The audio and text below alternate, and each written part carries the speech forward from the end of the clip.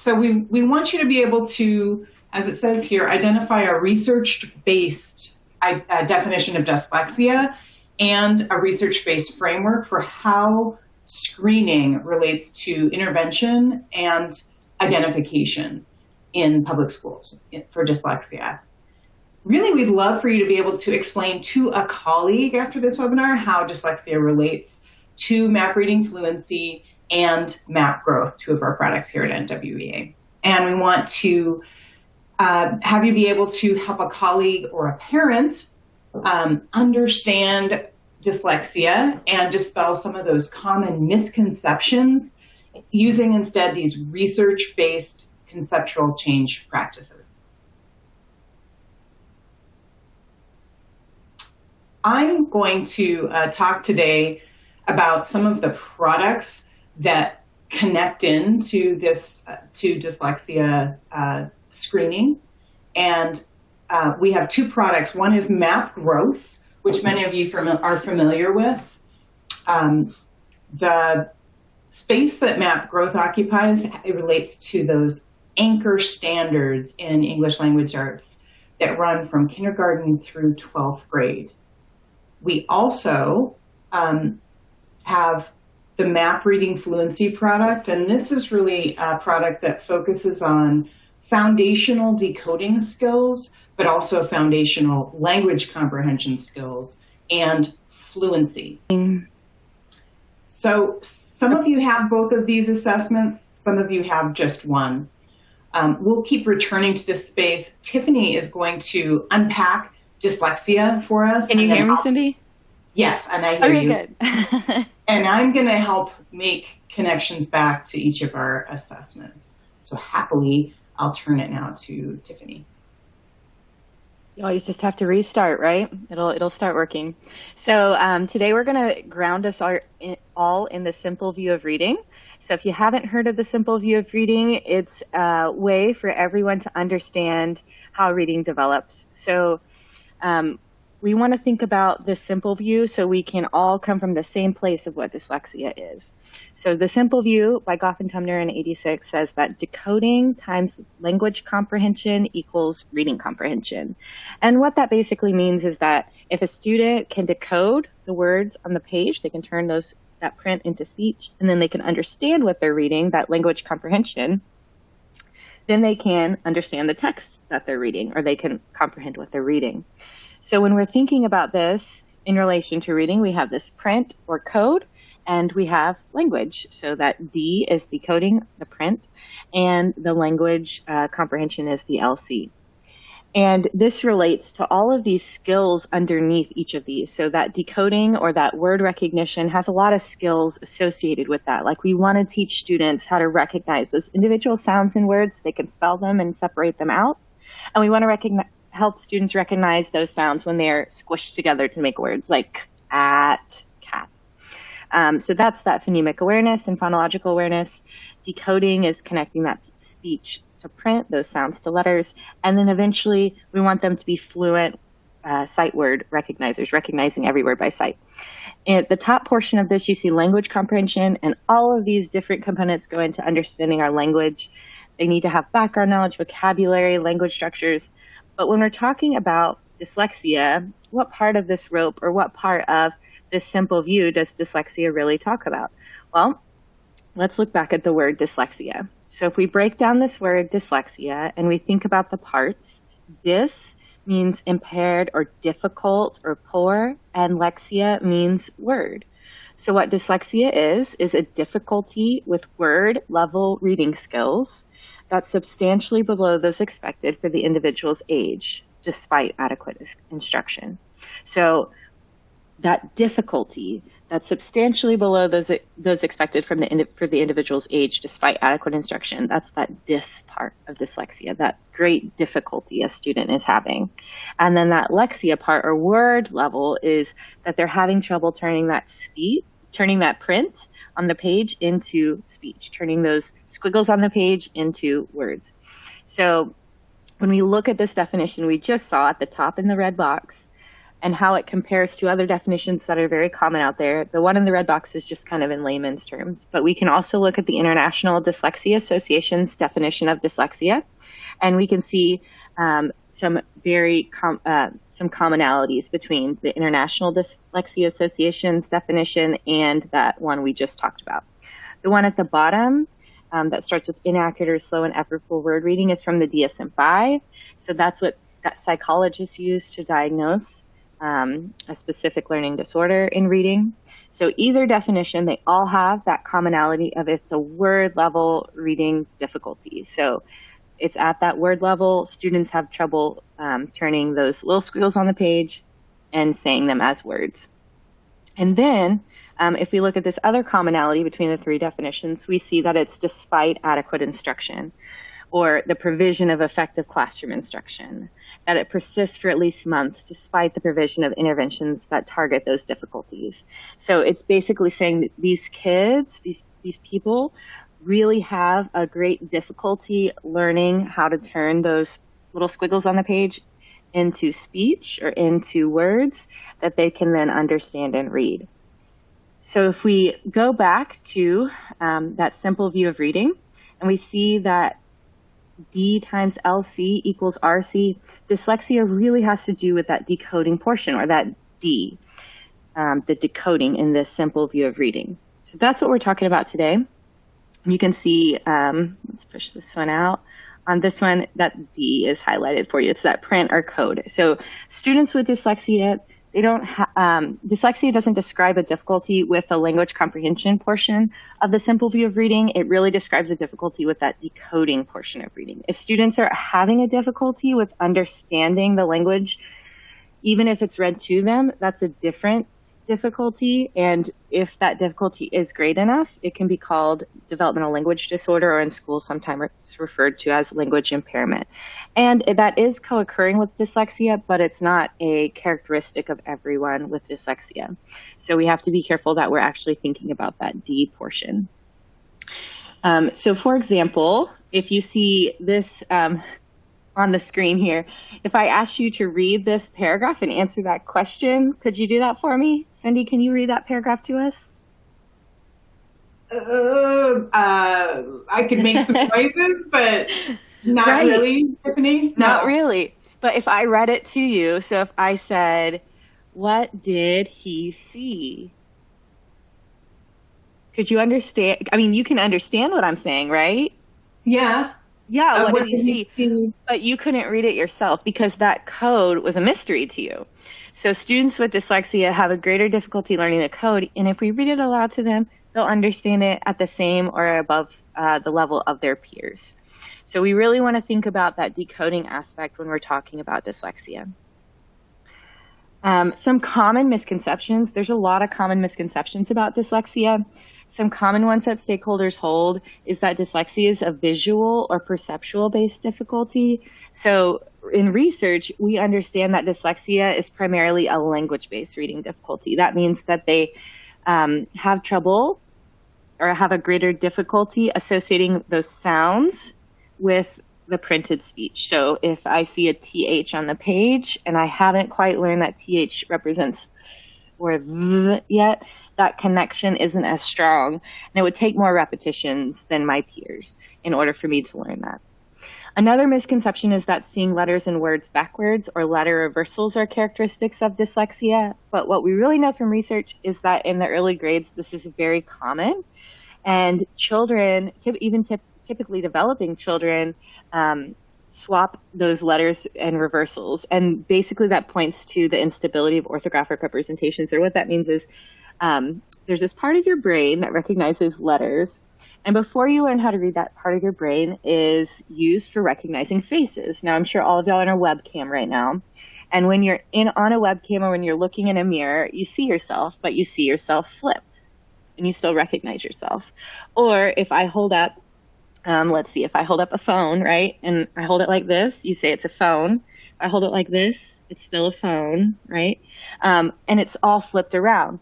However, if I put a B on a piece of paper and I flip it around, now it's a D, yeah. Or if I flip it this way, it's a P or a Q, right? So kids have to just have a lot of repetitions to learn that letters and numbers, these printed symbols, are one thing that can't be flipped or spun like everything else in our 3D world. And that just takes repetitions. Another misconception is that dyslexia is not hereditary, but we know from research that it's highly inheritable. So it occurs in about 40 to 60% of students who have a parent or sibling with dyslexia. Another misconception is that dyslexia is not recognized as a learning disability in public schools.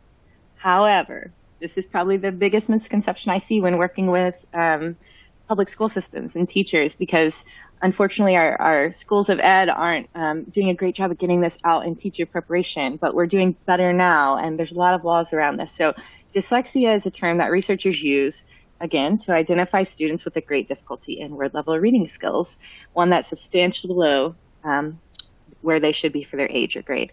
However, in schools, because of a law, because of IDEA, which is our federal special education law, dyslexia is referred to in law as a specific learning disability, or SLD, in basic reading skills or reading fluency skills. And we'll look more at that in just a minute. But we call it dyslexia in research. Public schools also can call it dyslexia because it's named specifically in that law, which we'll see in a minute. And then the final misconception that we're going to go over today that's pretty common is that colored lenses or colored overlays or eye tracking exercises are helpful for students with dyslexia to learn how to read, but really we know from research that dyslexia has to do with connecting those letters and sounds. It's not a visual disability. So anything that claims to help students with dyslexia that focuses on their eyes, you can go ahead and say, nope, that's not going to help them learn to read. If it's a visual disability, if it's something different that affects their, their sight, we don't call that dyslexia. Oh, there we go. Okay, so we kind of hit on this, but how does it relate to terms commonly used in schools? Okay, so we're going to kind of break this down. About 40% of students in special education right now in the U.S. are identified with an SLD, a specific learning disability. So if we look at a pie chart of all the students identified with a specific learning disability in the U.S. public schools, that orange portion there are students identified with a specific learning disability. That's one of the 13 categories that they could be identified with in IDEA. Another 20%, this gray portion here that's showing up on your screen, are categorized as speech or language impairment, and that's primarily served by an SLP. So now let's going back to that orange portion there. That orange portion there, about 80%. So this green portion of students identified with an SLD have an SLD in basic reading skills or reading fluency skills. So all the students who identify with an SLD, about 80% will struggle with reading. So in that total green portion, we know that about a third, so a third to a fourth, depending on what state you're in, of students receiving special education services in the U.S. have an SLD in basic reading skills or reading fluency skills. What do researchers call that? Dyslexia, okay? So whether or not they write it on the IEP, whether or not they say the word, it's like saying, hey, do you have some water, Cindy? And she says, nope, I only have H2O. Sorry. So it's just the terminology difference, and that is one big misconception within our public schools right now. So if we look back at these definitions, including the International Dyslexia Association one, it starts out dyslexia as a specific learning disability, an SLD. And then it goes on, it's characterized by difficulties with accurate or fluent word recognition, with poor spelling and decoding abilities, those word level skills, right? Despite provision of effective classroom instruction. So it's often unexpected, right, in relation to other cognitive disabilities, but remember that word often, right? So it doesn't mean it has to be. They could be low in math. They could be low in other skills as well. The only exclusionary factor here is if they are identified with an intellectual disability, ID, then we wouldn't say they have dyslexia, we would say they have ID. And then it does say that it's typically resulting in a deficit from the phonological component. And that just means those sounds associated with those letters, right? And typically students have that. We do have some research now that suggests there's just as many students that have a difficulty with the orthographic component of language. So we want to make sure that we're connecting those sounds and letters and providing a lot of opportunities for students to have practice with that. So if we actually look at the US federal law, that IDEA special education law is in 2004, is the last version of it. They defined an SLD here, and they actually named dyslexia in federal law in 2004. So that is there for you. It also shows these 8 categories that students can be, 8 categories under SLD that students can be identified with. And those 2, number 4 and number 5, reading fluency skills and basic reading skills, that's what researchers refer to as dyslexia. So how do we see this playing a part in research and an assessment? Okay, here's that definition we looked at earlier. It's a difficulty with word level reading skills. If I gave a whole bunch of same age students or same grade students, let's say a whole bunch of first grade students, a test of reading and decoding abilities specifically, they would map out like this on a norm reference test. So you'd see most students fall in the average range in the middle there. See some students doing significantly better and some students doing significantly worse on that assessment. So what most states do is they'll put a cut point. They'll say, okay, there's about 1.5 standard deviations or 2 standard deviations where that orange line is right there. And then we'll provide special education services to students who fall significantly below that line or that cut point. Some states do use RTI, but they still use some sort of cut point to say, hey, these students are falling significantly below their peers. That line can change depending on what school or state you're in. Again, it might be 1.5, it might be 2 standard deviations below the mean, but it's on a continuum of students. It's not this categorical difference where we can say these students definitely have dyslexia and these students don't. It's a term we use to identify students who are falling significantly below their peers. So to show you what this means, like kind of just in practical terms, go ahead on a piece of paper that you have right now and write down 2 columns, one for orange, one for red, and tell me, or write on your paper, which of these letters would be orange, which of these letters would be red. I'll give you a second to do that.